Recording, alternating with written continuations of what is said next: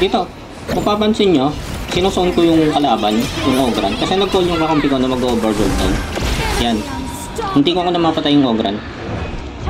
So, matagal yun. Sobrang tagal nun. Dapat, kinuha na nila yung Overlord. Kaso, ang ginawa nila, pinanood pa nila ako. Ang problema kasi dito, yung butterfly namin, AI, literal na AI. Tingnan nyo. Yun o. Wala siyang ginawa. Hindi siya nag-smite doon. Up yung smite niya. Kasi AI siya eh. Ito, nagde-dep kami dito. Yan, pinapasok kami. Dalawang torre na yung basag sa amin.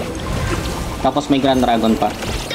Dito, minamicro ko lang. Pinapasok ko yung, yung Agudo. Pag nag-SS ako, lumalayo sila.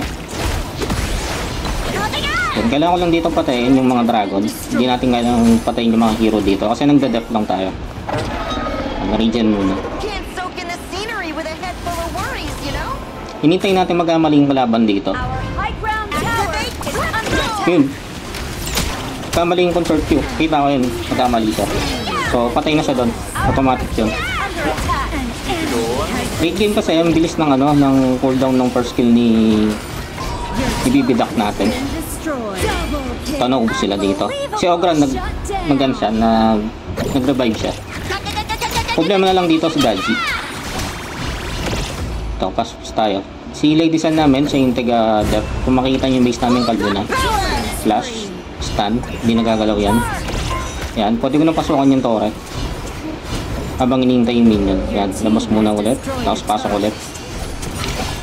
Expect ko kasi meron akong item. Yung magre-regen yung life. Tignan nyo, yan, nagre-regen na yung life ko. Dahil yun sa item. Buti nanalo pa. Sobrang talo kami dun. Rank game to ah. Victory!